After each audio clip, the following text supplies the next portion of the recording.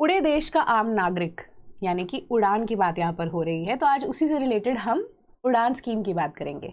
Welcome to Sleepy classes.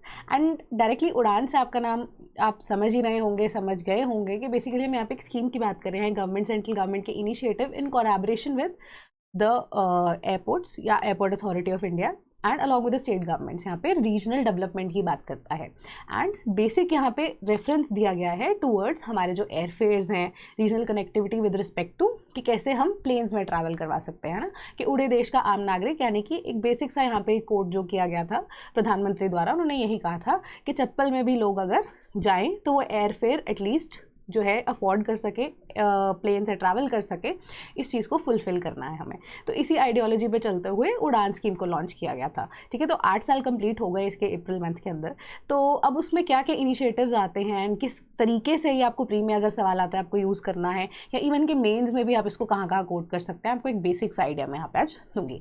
तो उड़ान scheme जो है इसको 21 अक्टूबर 2016 में लॉन्च किया गया। एक नई ऐसी पॉलिसी निकाली गई थी, that was national civil aviation policy of 2016। इसके तहत उड़ान जो है स्कीम उसको इंट्रोड्यूस किया गया था। एंड यहाँ पे सेंट्रल गवर्नमेंट की कोलैबोरेशन जो है स्टेट गवर्नमेंट के साथ है। तो कुछ कुछ यहाँ पे रिबेट्स जो है, जिसमें हम वायबिलिटी गैप फंडिंग की बात करेंगे आगे, वो कैसे हो रही है वो चीज़ भी देखेंगे, है ना। तो बेसिक यही है कि हमने पॉलिसी में चेंजेस लाए, हमने कहा रीजनल कनेक्टिविटी हमें बढ़ानी है। तो अब इसका बेसिक रीज़न क्या था, है ना। तो आपको मैं एक बेस्ट एग्जांपल देती हूँ। यहाँ पे फॉर एग्जांपल दिल्ली का एयरपोर्ट है, ठीक है, दिल्ली का एयरपोर्ट है। एंड दिल्ली के एयरपोर्ट पे इस टाइम पे आपको पता है कि नॉर्थ इंडिया में जितने भी मेजर सिटीज़ हैं जहाँ पे फ्लाइट्स जो है इतनी ज़्यादा नहीं जाती, उनको दिल्ली ट्रैवल करके आना पड़ता है, पहली दिक्कत। दूसरी चीज़, जो फ्लाइट्स हैं उनका रेट जो है ऑब्वियसली बात है अकॉर्डिंगली अब महंगा भी है ना। बट ये चीज़ जो है यहाँ पे डिपेंड करती है कि जो लोग इतनी दूर से ट्रैवल करके आ रहे हैं टूवर्ड्स दिल्ली, उनका वहाँ पे भी खर्चा हो रहा है। तो एज अ रिजल्ट कि जो पैसा ओवरऑल अगर हम देख रहे हैं बहुत ज़्यादा जा रहा है कस्टमर की जेब से। ठीक है, हो सकता है इतनी ज़्यादा सेटिस्फैक्शन उनको सर्विस से ना हो रही हो। सपोज करो किसी ने दिल्ली से सूरत ही ट्रैवल करना है, ठीक है, जल्दी तो पहुँच जाएगा, बट उसने ट्रैवल करना है for example from Himachal somewhere, है ना।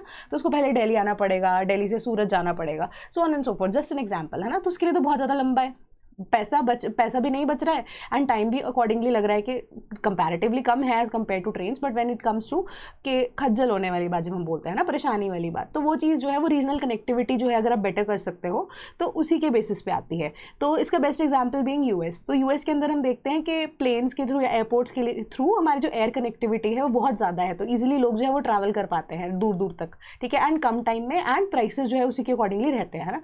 बट गवर्नमेंट की इतनी इंटरफेरेंस प्राइसिंग को लेकर यूएस में इतनी ज़्यादा नहीं है, बट अगेन मॉडल तो है, थोड़ा बेसिक उसका वहीं पे अपनाया गया, है ना। तो जो उड़ान स्कीम है उसके तहत भी यही चीज़ थी कि रीजनल कनेक्टिविटी को बेसिकली ज़्यादा बढ़ावा देना है। उससे बहुत सारे यहाँ पे फायदे होंगे, उसको भी देखेंगे, है ना। तो पहली उड़ान जो भरी गई, ठीक है, उड़ान स्कीम के तहत, that was from Shimla to Delhi 2017 के अंदर, ठीक है। उसके बाद मार्केट ड्रिवन डिमांड है, डिमांड मॉडल है जो मैंने आपको बताया रीजनल कनेक्टिविटी के लिए, है ना, कि अब बेसिकली टियर 1 सिटीज़ ही नहीं, टियर 2 एंड टियर 3 सिटीज़ जो है उनको भी यहाँ पे हमें एयर कनेक्टिविटी देनी है, क्योंकि एवरीबडी, अगर हम आर्टिकल 21 की कॉन्स्टिट्यूशन में बात करते हैं, दैट अप्लाइज टू एवरीवन, है ना। तो टियर 1 सिटीज़ वालों को भी अगर हम कहें कि हमें भी प्रॉपर, आगे जाके में भी जजमेंट आ जाएगा, हमें भी प्रॉपर तरीके से यहाँ पे एयरपोर्ट होना चाहिए, not in every city but somewhere अगर हम बोलते हैं ना, तो everybody has that kind of access, must have that kind of access. तो एक ऐसा मॉडल हम डिज़ाइन करें कि टियर 2 एंड टियर 3 सिटीज़ जो है इनको भी तो अब डेवलप करना है, उनका इंफ्रास्ट्रक्चर भी तो उस तरीके से बनाना है कि ट्रांसपोर्ट लाइन या ट्रांसपोर्टेशन जो है एक्सेसिबल होने के साथ साथ अफोर्डेबल भी हो फॉर अ कॉमन सिटीजन,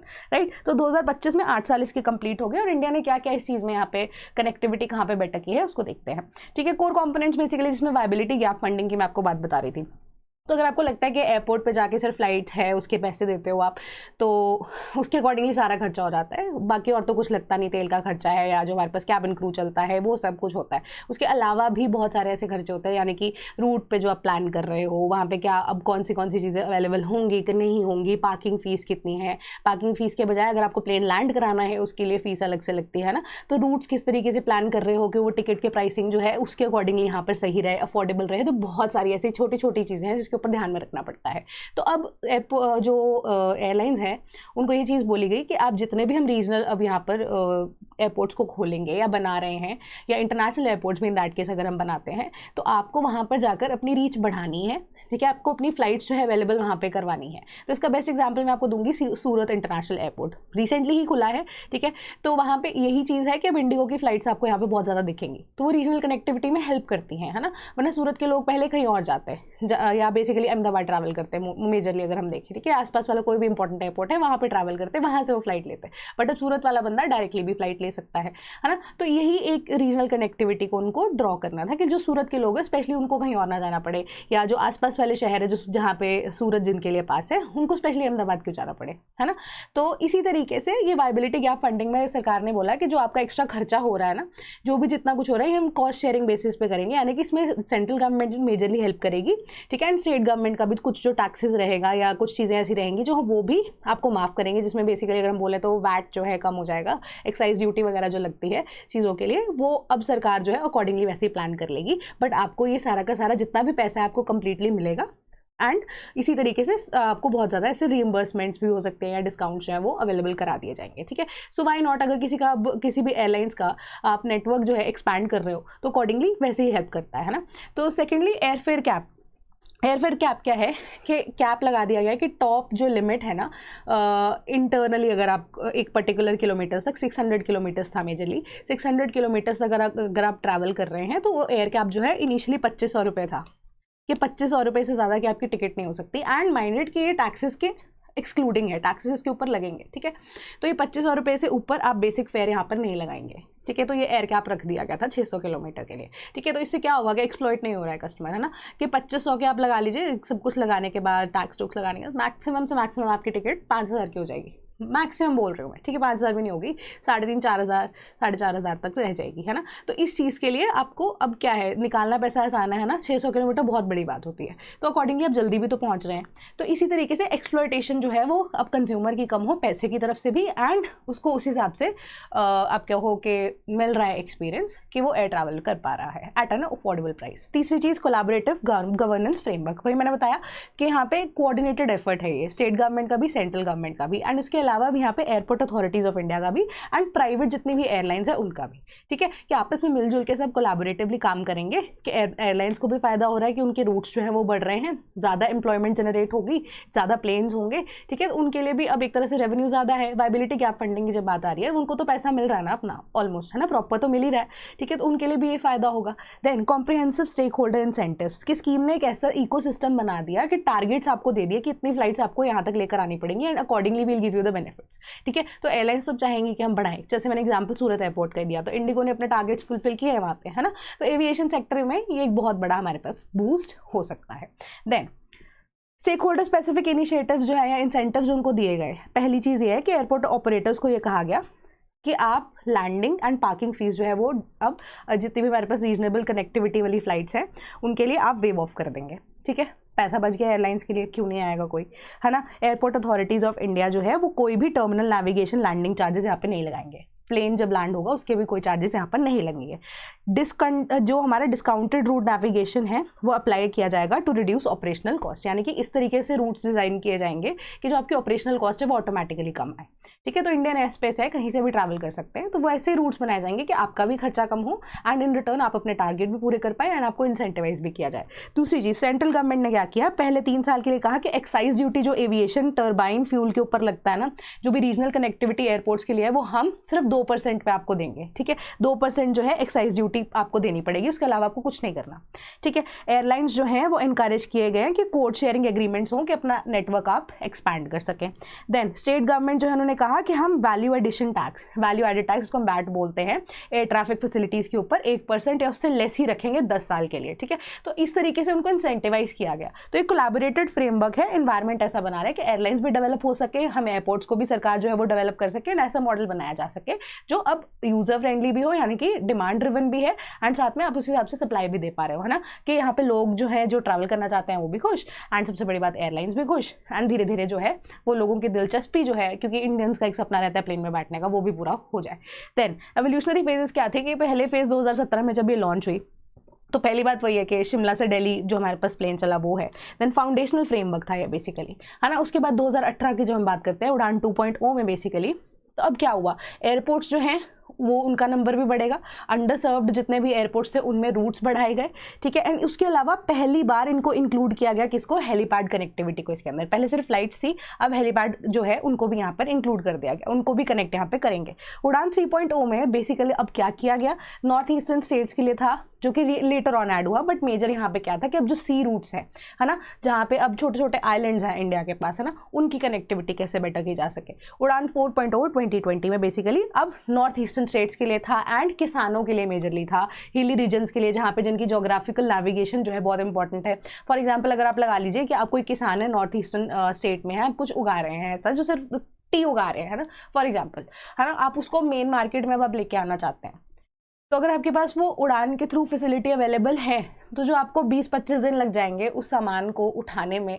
यानी कि फ्रेट भी इसमें इंक्लूड हो गया, पैसेंजर्स के साथ साथ फ्रेट को भी इंक्लूड किया गया। तो आपने जितनी भी टी अब यहाँ पे प्लग की है तो आप डायरेक्टली आके भी अब सेल कर सकते हैं दूसरी जगह पे, कि इतना अफोर्डेबल यहाँ पे बनाने का सरकार सोच रही है, इसके ऊपर प्लान भी किया गया। तो उड़ान 2020 में बेसिकली आइसोलेटेड एरियाज को, नॉर्थ ईस्टर्न जहाँ पे जोग्राफिकली अगर हम देखें डिफिकल्ट सिचुएशंस है, उनके लिए यहाँ पे जो है सरकार ने काम किया। अचीवमेंट्स यही थी कि रूट ऑपरेशनलाइजेशन की जब हम बात करते हैं कि 625 ऐसी रूट्स थी उड़ान की जो फ्लाइट्स थी वो ऑपरेशनलाइज हुई, जिसके क्या हुआ, एयर कनेक्टिविटी जो है वो बढ़ गई, है ना। ऑपरेशन से ऐसे किए कि कनेक्टिविटी बढ़ गई, ठीक है। हो सकता है हॉल्ट दे दिया हो ऐसी जगहों पे, अनयूजुअल जगहों पे कि लोग ट्रैवल कर पाए, है ना। इंफ्रास्ट्रक्चर डेवलपमेंट जब हम बात करते हैं 90 एयरपोर्ट्स, जिसमें से 2 एयरड्रोन्स से 15 हेलीपोर्ट्स थे या हेलीपैड्स थे जिनको डेवलप किया गया इसी वजह से। एंड प्रोग्रेस जो है वो इंडिया के एयरपोर्ट नेटवर्क की हुई है एयरपोर्ट्स के अंडर 2014 के बाद अगर हम देखें तो, जो कि इनिशियली थे अब वो बढ़कर कितने हो गए, 159 एयरपोर्ट्स बाय 2024, मतलब बहुत ज़्यादा बढ़ गए।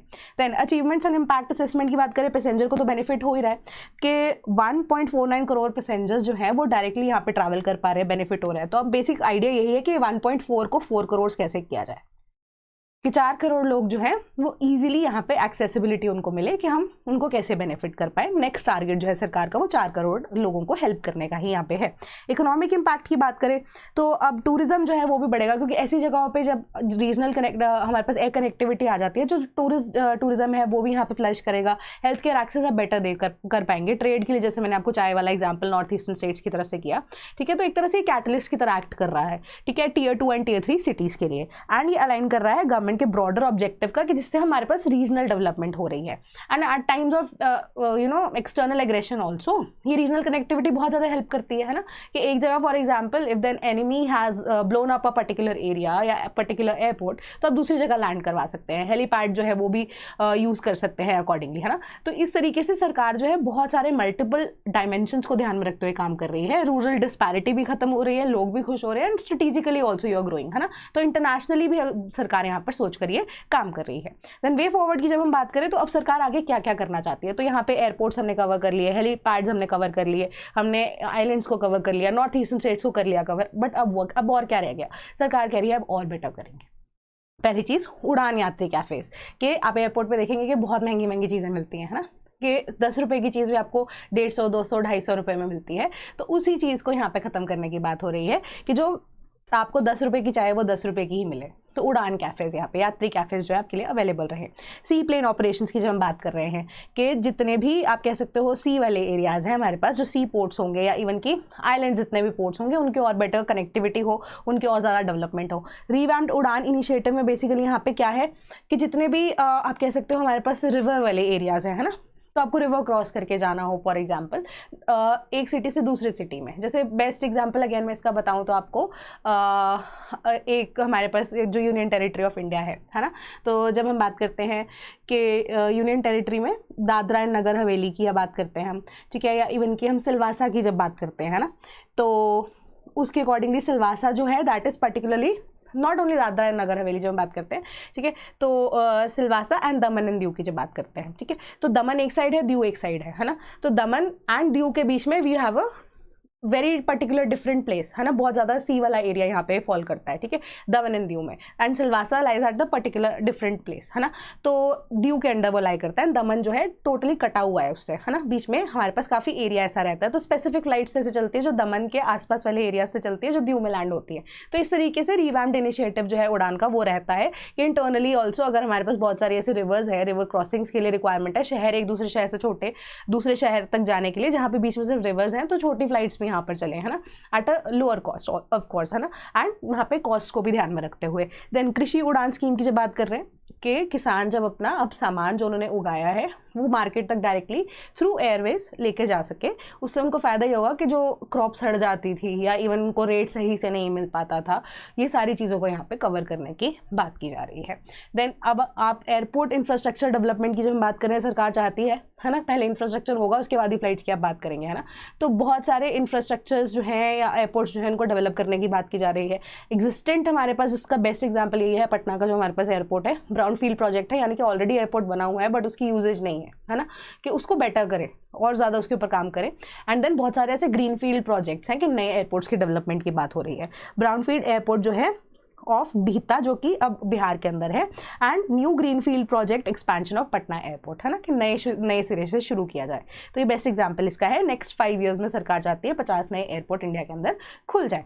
ठीक है, 50 अगर बोल रहे हैं तो 20, 25, 30 भी बन जाए या इवन कि 40 भी बन जाए, it's a good number, right. तो अकॉर्डिंगली अब आप इसको मेंस में कैसे यूज़ करेंगे, तो गुड गवर्नेंस का ये पार्ट है, क्योंकि कोलैबोरेटिव यहाँ पे काम किया जा रहा है। ठीक है, सेंटर स्टेट कोऑर्डिनेशन हो रही है, पब्लिक एंड प्राइवेट जो पार्टनरशिप है PPP जिसको हम बोलते हैं वो यहाँ पे हो रहा है। मार्केट बेस्ड सोल्यूशंस सरकार की मदद से हो रहे हैं। Progressive evolution, feedback and regional needs को ध्यान में रखते हुए Tier 2 एंड Tier 3 सिटीज़ को यहाँ पे बेटर किया जा रहा है ना, उनको भी वो डेवलपमेंट दी जा रही है। सोशो इकोनॉमिक डायमेंशंस के अगर हम देखें तो इंक्लूसिव ग्रोथ है, एक्सेसिबिलिटी है, ट्रांसपोर्टेशन की, रीजनल इम्बैलेंसेस को रिड्यूस करने की बात हो रही है, टूरिज्म के ऊपर इम्पैक्ट अच्छा है, हेल्थ फैसिलिटीज़ बेटर हो रही है ना, इमरजेंसी में अगर कोई ऑर्गन इधर से उधर पहुँचाना है तो वो हो पाएगी। देन जॉब क्रिएशन जो है वो भी हो रही है, स्टाफ बढ़ेगा ऑटोमेटिकली, जितने एयरपोर्ट्स खुलेंगे आसपास के लोगों को वहाँ पे रोजगार भी मिलेगा।